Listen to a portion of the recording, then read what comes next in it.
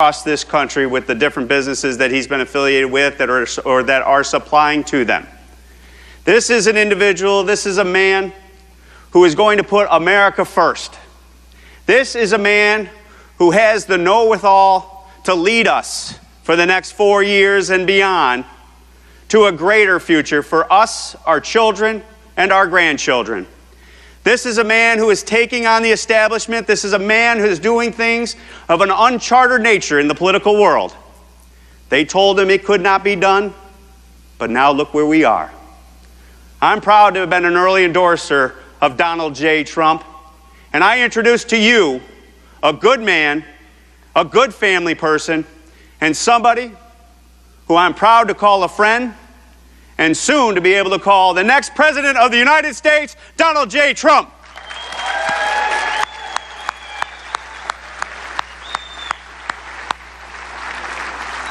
You won't forget. Thank you so much. Thank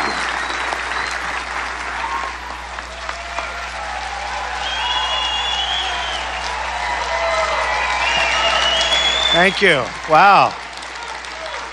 Thank you, everybody. Well, we broke a record. You broke your all-time record with attendance. So I know it's not because of me, but a lot of people came that normally don't come, and I'm very happy about that because home building is very close to my heart. That's where I grew up. My father built homes in Brooklyn and Queens, and that's how he started. And he worked very hard. Building garages, he started off building garages because the car was sort of coming into vogue, and people had houses, but they didn't have any place to store their car. And he worked very hard, and he put my uncle through school, MIT. My uncle went to MIT. My father worked very, very hard. Then my uncle went to graduate school. Then he became a doctor of this, and he went to MIT. And my father kept working. He said, "Does this guy ever finish school?" Then he became a professor at MIT, and my father said, "Finally." And it was amazing. But my father built houses, and he did it beautifully. And he'd go into the houses, and he'd check for nails.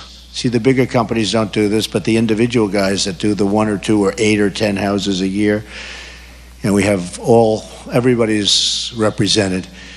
But my father would go, and he'd pick up the sawdust, and he'd pick up the nails, the extra nails, and he'd pick up the scraps of wood. He'd use whatever he could use and recycle it in some form or sell it.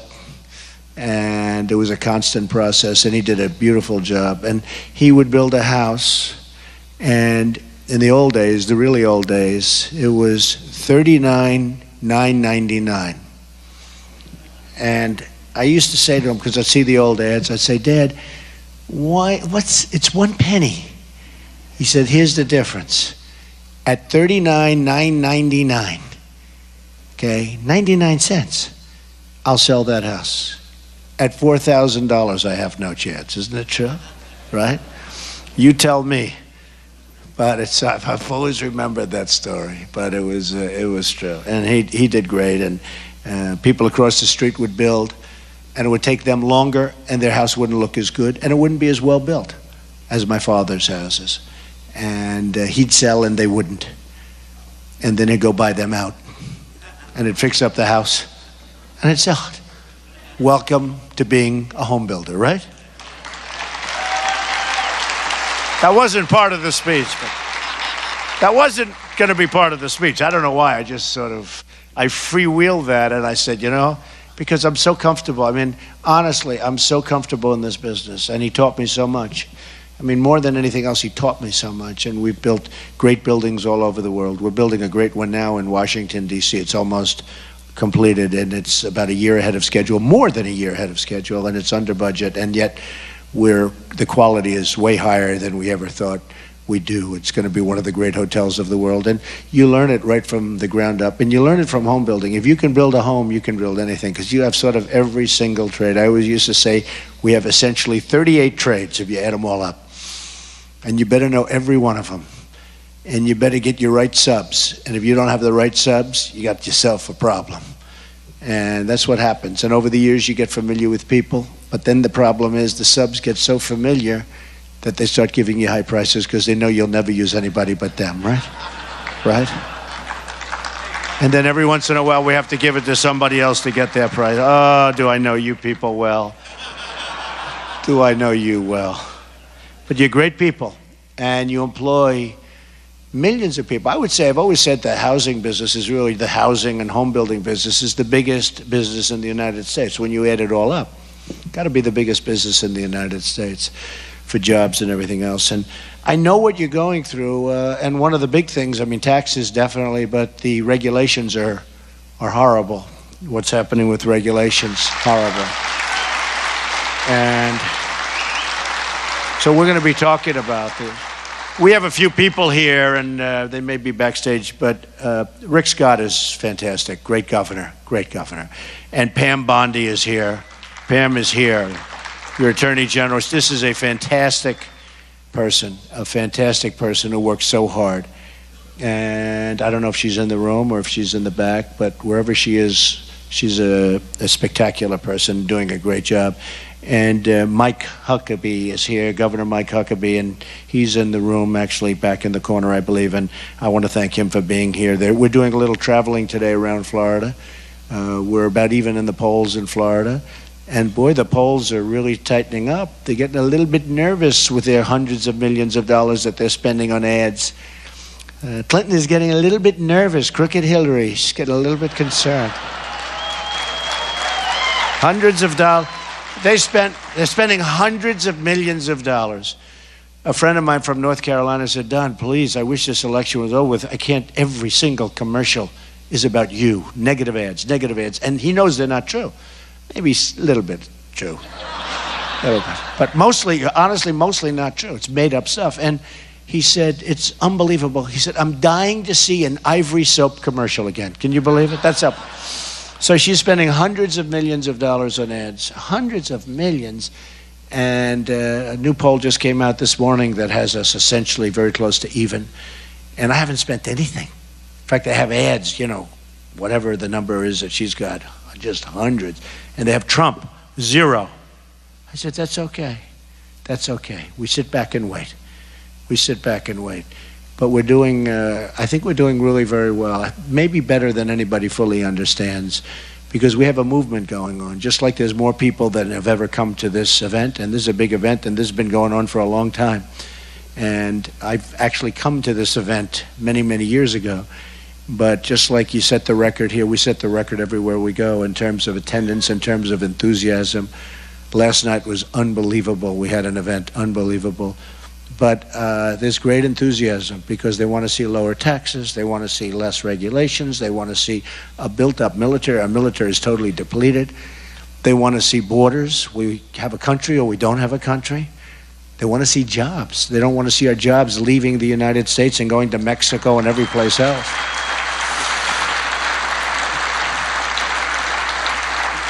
And I just see this on housing equals jobs, right?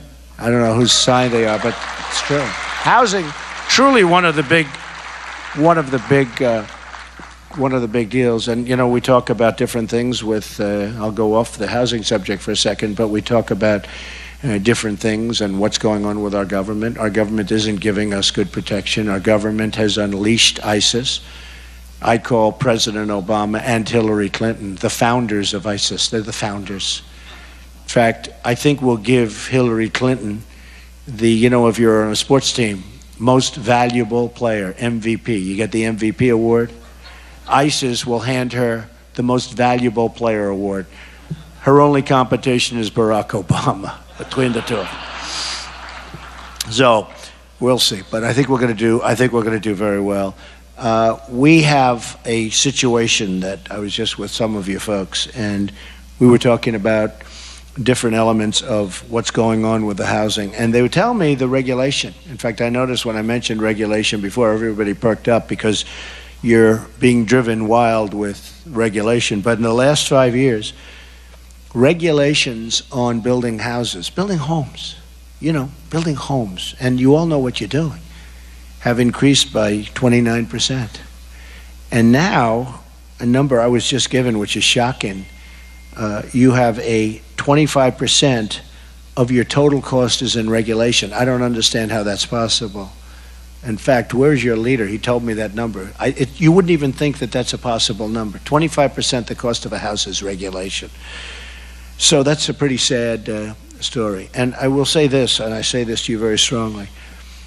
If short circuit Hillary Clinton ever gets elected, it's only going to be worse. It's going to get worse. It's going to be 4 more years of Obama, but it'll be worse because she's mandated to go to the left because 45% of, Bernie's people, they want her to head in that direction. And with judges, Supreme Court judges, a lot of the problems that you have are judicial with litigation, lawsuits. I know the problems that you have. You'll build a beautiful house, and sometimes you make mistakes, okay? And sometimes you build a lousy house, okay? And they should sue you. But I know the people, many of the people in this room, you're professionals, you build great products. You have a tremendous problem with the court system. I've heard it, a really big problem with the court system. So we're going to make sure that, we're going to make sure that a lot of the things that are happening to you just can't happen. We want it to be a fair system. You have a lot of frivolous lawsuits. Has anybody in this room had what they call a frivolous lawsuit? Frivolous? I would think that's all. Not that many. Seriously. They're just embarrassed to raise their hands, okay? I'll bet you it's every single person in the room. But very interestingly, a Washington Post story was written yesterday that was so devastating to Hillary Clinton. I couldn't believe it, primarily because it was in the Washington Post. And when she was a senator, because, believe me, they are a one-sided deal, but the press is extremely dishonest, so that's okay. You have to bull through it. The people are starting to really get it. I mean, the people understand. They're smart. The American voter, the American people are smart. They understand what's going on with the horror that we know as the press. I mean, we have one newspaper that actually admitted that they're covering me unfairly. But they said, we hate him so much it doesn't matter. It's okay. Can you believe it? A major paper. But I knew that before, so, I was like reading the story. I'm like bored reading the story. But the Washington Post did a story. The Washington Post did a story on Hillary Clinton 2 days ago that was so devastating in terms of if you're looking for, like, what you folks want. You want efficiency. You want jobs. We want jobs. The country wants jobs. When she was a person running for the United States Senate from New York, she said things that were so unbelievable. She was going to take, because her husband signed NAFTA. NAFTA destroyed upstate New York, destroyed it. Our factories closed, our jobs fled, many to Mexico, which is the third world. I mean, when you look at Mexico, we're like third world now. When you look at the factories that they're building there, I don't know. Has anyone seen what's going on in Mexico? They're taking our businesses. They're taking our plants. A friend of mine builds plants. He said it's the 8th wonder of the world, what's going on in Mexico. How are we doing in the United States? Not so good. Okay? Not so good. What a sad, sad state of affairs. Well, NAFTA made that all possible. And it was signed by her husband.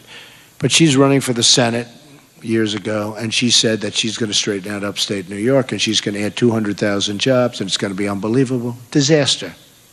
A disaster. Passed no legislation that helped. Couldn't get out of her own way. It went down like you've never seen. One of the worst in the country. And it's been a total unmitigated disaster, except for the people that made money trying to work out her plans. They made a fortune, the consultants and others. And she'll make a speech today, and she'll be talking about what she's going to do for the country. She doesn't have the talent to do it. And if she wanted to do it, just remember this, and I think very importantly, if she wanted to do it, she couldn't because her donors wouldn't let her. When we look at Hillary and you look at her donors, her hedge fund donors. I had a chart made up yesterday, which was amazing. She's taken in $48 million from hedge funds. I've taken in $16,000. I'm trying to figure out who the $16,000's from. But these are people that are very smart people. They're not necessarily nice people. I know half of them. But these are people that, when they give her $5 million and $2 million and $10 million or whatever they give, and they raise all that money, they're working for them. They want that for them. They're not looking for the country. So by my putting up money from my campaign, I financed my primaries. I'm financing now this. I'm raising a lot of money for the RNC and for the Republican Party. And we're getting tremendous small contributions, thousands and thousands of small contributions, $61 average or thereabouts. And it's amazing. We've taken in a lot of money. And I think very few Republicans would be able to do that. But you have to take a look at this Washington Post story because it's amazing. But I wrote down some notes, and I just wanted to talk about the policies of Obama and Clinton and where we are and what they've done. And the last thing you want is 4 more years of Obama. The last thing you want are judges put on the United States Supreme Court that are going to destroy our nation. We lost Judge Scalia, who was a great justice. He was a great judge. We lost him. That was shocking because he was going to be there at least another 10 years, and that seat was taken. But all of a sudden, before we even start, so this president actually could have as many as 5. It's unlikely 5, but probably 4, almost definitely 3. It's a lot. But it could be an all-time record. Could have 5. So that's probably the single most or certainly one of the very big. I mean, defense, I always say, is the most. We have to be safe. We can't let ISIS come in. We can't let the Syrians pour into our country like they are right now. We have no idea who they are, where they're coming from. We have no idea what their thought process is. We just don't know. And there's no way you can vet them. But they're pouring in. And Hillary wants 550% more to come in than we have right now, which is just insane. So we have to be smart. We have to be tough. And we have to be vigilant. And I will say that President Obama and Clinton have economic policies that have produced, you saw the latest report, 1.2% growth, right? 1.2%. If that ever happened in China, they'd have a revolution. They get to 7% or 8% and they start devaluing their currency and they start taking more business out of the United States. And we allow it to happen because we have people at the top that are not smart, number one, and are probably controlled by people that want it to happen, but they're not smart people. So China starts devaluing. And I have nothing against China. I like China. I have leases with China. The biggest bank in the world is a tenant of mine, one of my buildings in New York. I sell condos to the Chinese. The Bank of America building in San Francisco, I own that with a great partner. And I got that through China, indirectly and directly. So I've had great relations. I've made a fortune with China, but they don't respect us. They don't respect our country. They don't respect our president. They don't like our president. Putin doesn't like our president. Putin has no respect for Obama whatsoever. Wouldn't it be nice if we could actually get along with Russia? Wouldn't that be a decent thing? Wouldn't that be nice? So, but there's no respect. But the 1.2 growth percent was a startling number for a lot of people. The national debt has nearly doubled under Obama, and by the time he gets out, it'll be more than doubled. The U.S. trade deficit, all of this work we do for trade, we make all bad trade deals. It's nearly $800 billion last year. $800 billion with a B. 800 billion. We have great negotiators. If I used home builders to negotiate, that wouldn't be happening. Believe me. I could take 90% of the people in this room, maybe higher, but I could take because I know the people in this room. I could take 90% of the people in this room, put them in charge of some of these trade deals that we make with these different countries, and our country would be flush. We'd be rolling in dough.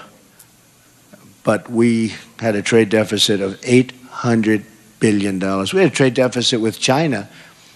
This is the big one, of $505 billion. Think of it, trade deficit. Does anybody think they couldn't do a better deal? Raise your hand if you think you couldn't do the better deal. Is anybody? Oh, he raised his hand. He hit the guts. Get out of here. We don't want you. He's not a true home builder. That was very cute. Thank you. I'm sure you don't believe that, but that's okay. If you do, boy, your business must be suffering, right? Nearly 24 million Americans in their prime earning years are out of the labor force. In the last 7 years, another 14 million people have left the workforce. And Hillary Clinton's going to make a speech tonight. She's going to raise taxes, $1.3 trillion. I'm going to cut taxes, big league, big league. We're having a massive cut in taxes. We're having a massive cut in regulations. You know, and that includes banking regulations that for you people, because it's impossible for you people to go get mortgages. So hard for people to get mortgages today. Unless you have a lot of money in the bank, and unless you don't need money, you can't borrow, right? You can't borrow. I have friends that call me, could you give me a reference to a bank? I said, why would you need a reference? You got a good business. They said, no, they want us to have like more money than we want to borrow. I said, well, if you had that, you wouldn't have to borrow, right? So why? It's impossible with Dodd-Frank, with all of the different things that you have. And I know people that can't get mortgages to buy houses. And that's why your housing numbers are way down from what they were in terms of new capacity. 1 in 5 American households do not have a single member of the labor force. Think of that. Home ownership, well, this is a biggie for you.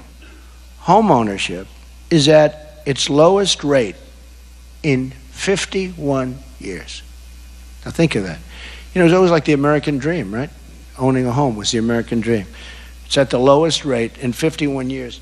And I have a chart. Where's that chart? Aha. Look at this. See, I'm into the world of charts lately. It's so descriptive. So here's a chart. Most of you can see. You don't need very good eyesight to see what's going on. So here's Obama. And here's the end.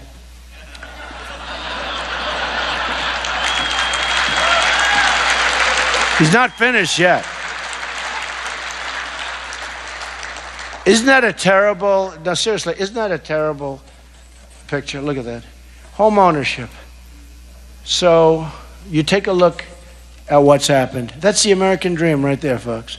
And then they wonder why 25,000 people come to my rallies, and why 10,000 people, and 10,000, and 5,000 when we have a room that holds 200. And why, you know, I mean, even your meeting, it was supposed to be 1/3 the size, and look at it. But look at this. And to me, that says so much, because it's home ownership. That's the American dream. And it's the lowest it's been in 51 years. Wow. So I think that's a pretty sad thing. I hope you know I had that chart not necessarily made for you, but I figured it would be a good one to pull out. Okay. Nearly 12 million people, more Americans, are dependent on food stamps, and 2 million more Latino Americans live in poverty. Latino Americans, incredible people. They're living in poverty, 2 million. 58% of African American youth are not employed. 58%. American households are earning $4,000. Let's see, this is, to me, so incredible. American households are earning $4,000 less today than they were 16 years ago. The real number is 18 years ago. But this particular group says 16, statistically. 16 years ago. Many workers are earning less money than they were earning in real dollars in 1970. And then you wonder why they're angry. You wonder why they really want a voice. And the voice is us. I mean, we have a movement going on. It's been an amazing thing. And the polls are getting very close, very, very close. It's very interesting what's happening. We will create millions of new, good-paying jobs with an across-the-board income tax reduction. I mean, this is one of the things that we have to do. We have to do. We're going to create millions of jobs.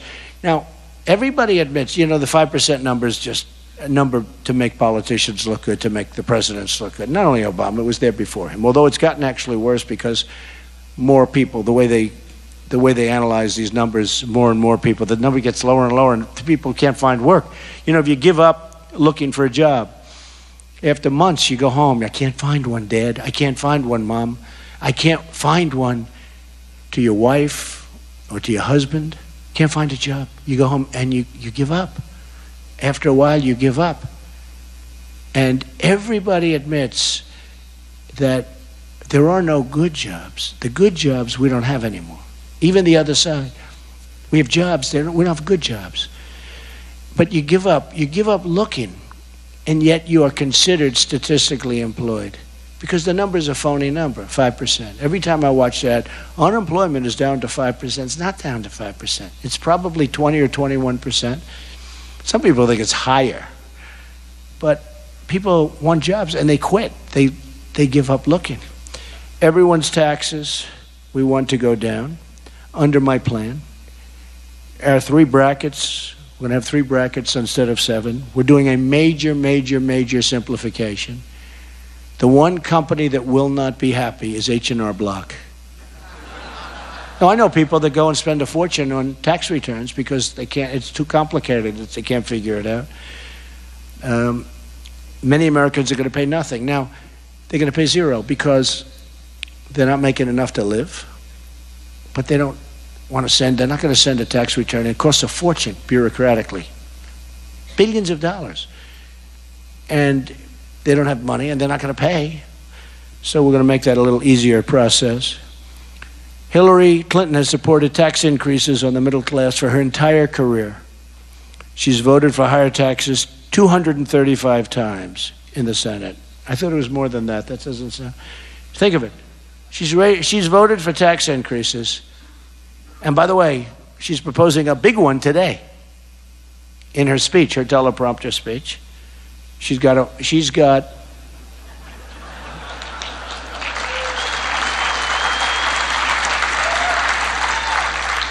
her speeches are so short, though. They don't last long. You know, they're like 10 minutes, let's get out of here. Go back home and go to sleep. 3 days later, she gets up and she does another one and goes back home and goes to sleep. Oh boy, is ISIS hoping for her. Is China hoping? Can you imagine China? They come in, you ever negotiate with the Chinese? They're tough. They're tough. You got to hit them back with a lot of energy. So now she's planning another job-killing $1.3 trillion tax increases. Her plan, $1.3 trillion tax. Think, her plan will tax many small businesses, you folks, by almost 50%. Enjoy your tax increase, folks. That's what it is. I've cut mine down to 15%. 15% for businesses.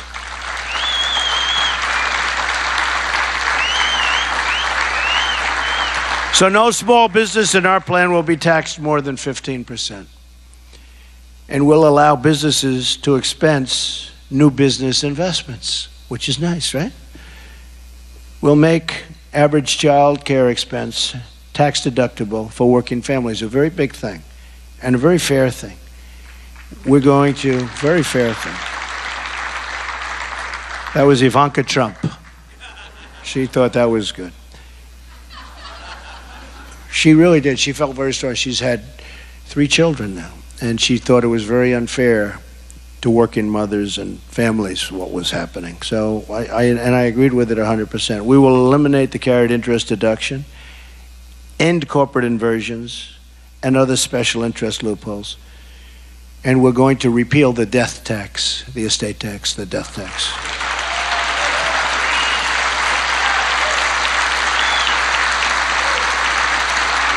You know, I know so many families that have been destroyed by the death tax, where they have a business and the business is going along and the business has a certain value and they can't make a deal with the government and they end up losing their business. Sometimes they can't even sell it, but they end up losing their business, or they have to sell their business. And the people that come in don't run the business the same way and the business goes out of business. Farmers are hit hard. Housing companies are hit hard. I guess housing companies are hit very hard, especially when you want to keep it going and you want your children to take over and keep running your business. And it's a very, very unfair situation, and the tax is massive, and it doesn't amount to a lot of money for the country. It's not a huge amount of money, believe it or not, but it it is just a destroyer of businesses. The farmers they don't know what to do about it. They don't know what to do. They go out of business. Overregulation, which is a big problem, is costing our economy $2 trillion a year. Think of that. And you are a big beneficiary of overregulation, because there's nobody other than, I would say, the energy industry that's overregulated more than the home building industry, and nobody. We just went 25%. 25% the cost of a house. I think we should get that down to about 2%. You know, honestly. No, honestly. It's ridiculous. The U.S. economy today is 25% smaller than it would have been without the surge of regulations since 1980. I think that's true. So many businesses are knocked out. We will issue an executive order to impose a temporary regulation moratorium on new agency regulations.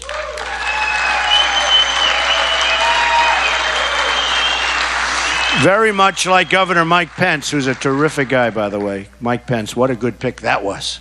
He's great.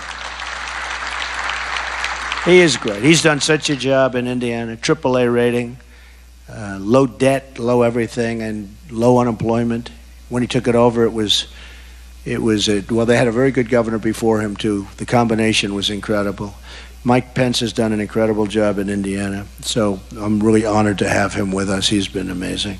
And he's a big cutter of regulation, that I can tell you. We'll cancel all illegal and overreaching executive orders signed by President Obama.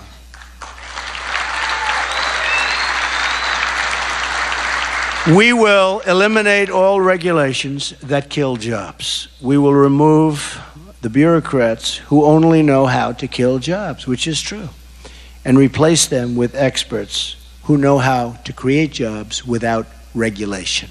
Okay? Our goal is to keep jobs and wealth in America. We're going to keep them in America. We're not going to let them go to all of these countries that think we're the stupid people. They think we're the stupid people. We're not stupid. We have stupid leaders. And we can't take it anymore. And that's why we're doing this. And that's why I'm running. Because I got tired of watching an Iran deal. I got tired of watching a Sergeant Bergdahl deal. We get Bergdahl, a traitor. They get 5 killers that they've wanted for years. I get tired of watching these horrendous trade deals. I get tired of paying for everybody's military and getting a fraction of what it's costing us. You know, we pay for the military of many countries, many countries, not only NATO countries, but other countries, big ones, plenty of money. We get a fraction of what it's costing us. And if asked properly, they'll probably pay. And if they don't pay, congratulations. But we can't do this. This isn't 40 years ago. This isn't 30 years ago. We're going to owe $20 trillion very soon. And we have to build our country again. We have to rebuild our infrastructure. We've wasted $4 trillion, probably more than that. Somebody said 5 the other day. I used to say 2. When I started this whole thing a couple of years ago, I'd say 2 trillion in Iraq. We got nothing except death and taxes. We got nothing. We have less power now in Iraq than the woman sitting in the front row who's never been to Iraq. Okay? We have no power in Iraq. We have no power in Iraq. We've given Iraq to Iran. You know, Iran made the deal for the $150 billion, where they get back the $150 billion, and I always say, what a deal they made. That's one of the great deals. Actually, about a year ago, I amended that. Because for years and years, they were fighting, Iraq and Iran. But their military was almost identical strength. And they'd fight. They like to fight. Great. We should have never been there. And I said, don't go there. I was a civilian. Nobody cared. But I said, don't go there. You're going to destabilize the Middle East. But they'd fight and fight and fight. Then Saddam Hussein would drop gas. The other side would complain. They'd fight a little more, and they'd rest. Then go back to fighting. Then we obliterated one side. And as sure as you're sitting there, the greatest deal of all time is that we gave Iraq to Iran. Okay, that's what we really gave. Forget the 150 billion. So Iraq has some of the greatest oil reserves in the world, and we handed them Iraq. We handed it to Iran, and we made Iran a very powerful nation. They were struggling. They were dying 2 years ago with the sanctions and the problems. We made them powerful, very powerful. We gave them a path to nuclear weapons, which they'll have much sooner than people think. I'm telling you, we have incompetent leadership, and this is not what we want. And it'll change if I'm elected president, believe me.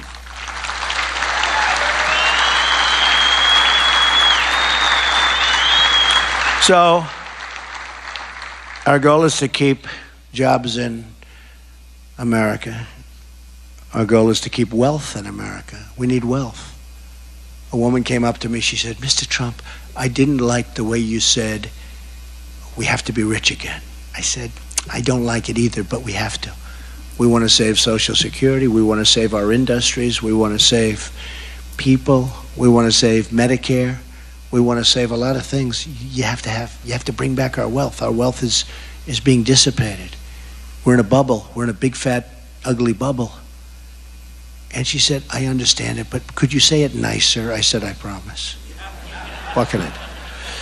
Hillary Clinton wants to tax and regulate our economy to death. So just remember, if you vote for Hillary Clinton, and if she gets in, it's hard to believe she'd get in with all of the dishonest things she's done.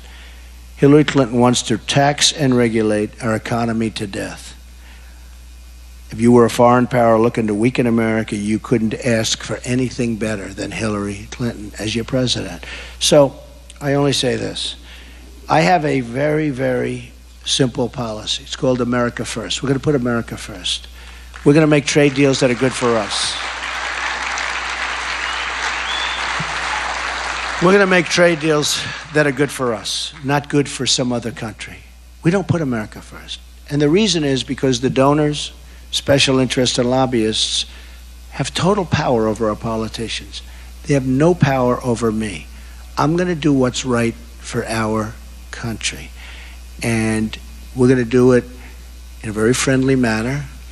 We're going to have great relationships, better than we do now. I mean, we don't have good relationships with Mexico. We don't have good relationships with China.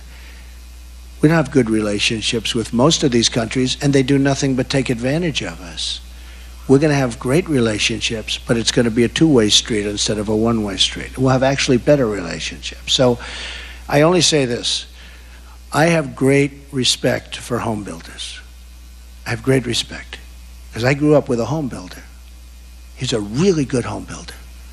And I used to sit at his knee with blocks, and I'd watch my father or listen to my father negotiate on the phone with the plumbers and the sheetrockers and the electricians and all of them. And I learned. He didn't say, listen to this, this is the way you negotiate. No, I listened for so many years that by the time I was 14 or 15, I think I could build a home as well as I could build it today. I learned tremendous things from a home builder, from a very good home builder, from a man that loved what he was doing. He didn't like taking vacations because he got bored. He wanted to build another house. It's true. He loved, and like you people, you can't wait to get back, right? You're saying, get Trump off. I want to get back and build another house. But I learned from a man. I learned so many things, and now we're doing well. And who would think this was never in the cards for me? I mean, if it were, I probably would have had a little softer path. I would have moderated. I wouldn't have spoken to Howard so much and had fun. But people get it, you know. Look, we're living in the real world. People get it. I mean, they really get it. But I'll tell you what, I learned what I have. And I created a phenomenal company, one of the best. I have some of the greatest real estate assets in the world, right next door, Doral as an example. But I learned what I had and what I have from a home builder. A home builder taught me everything I know. essentially now I've learned and I've grown and I've done things, and he would be very proud to see that we're running for the presidency and we beat a lot of people to get to this position. But I was just saying, when I came out, I just thought, as I walked out, I learned so much from a home builder. There's no greater thing you can do. You're great people. I know so many of you, and I really know all of you because I know where you come from. I know your mindset. You are amazing people. You can do amazing things. Now go back and build homes and create jobs, and we will make together America great again. Thank you, everybody. Thank you. Thank you. Thank you, everybody. Thank you.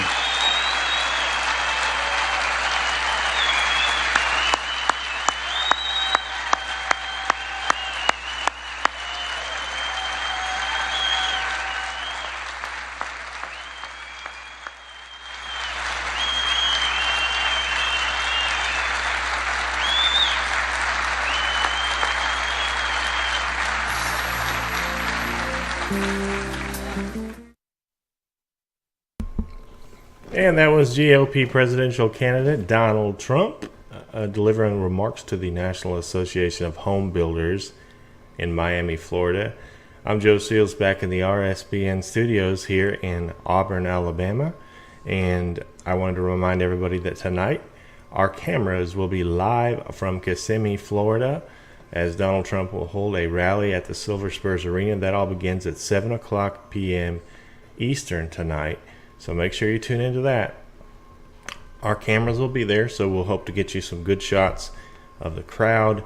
And, I forgot. Somebody in the comment section the other day said you should never mention shot and crowd in the same sentence when you're talking about a Trump rally. So we'll have some good crowd panning for you tonight from Orlando. So thank you again for watching. We're going to end the stream now, but we'll be back tonight at 7 o'clock Eastern for the Trump rally. Immediately following the Trump rally will be the Wayne Dupree Show. And I encourage everybody, the Wayne Dupree Show will take place tonight at 9 o'clock Eastern time, or right after the Trump rally if it goes over. I want to encourage everyone to also, as you know, the other night, Dennis Michael Lynch was fired from Newsmax live during the middle of his program. And we are trying to reach out to him. What better place for that guy who is unfiltered to bring his message than RSBN? We already have some other stuff in the works. We have 2 original shows now with Wayne Dupree Show and The Colors That Unite with Pastor Burns. So we would really like to be able to talk to Mr. Lynch and see what we can work out. I think it'd be a pretty good addition to the network. And that's the kind of stuff we're looking for. We're looking for things that we can add to the network lineup so that we can stay relevant after the election, which is our goal. We don't want to give up after this, win or lose, which I hope we're going to win. I believe we're going to win this thing, but everybody could do me a favor, do us a favor here by maybe tweeting to Dennis Michael Lynch at real Dennis Michael Lynch. I think that's his name. Anyway, search him on Twitter. You'll find him. Tell him you want him to come to RSBN. I haven't even tried to get in touch with him through the proper channels yet, but I will do that today. And but that would be a great addition to the network. Anyway, I want to thank everybody for watching, and we'll see you tonight.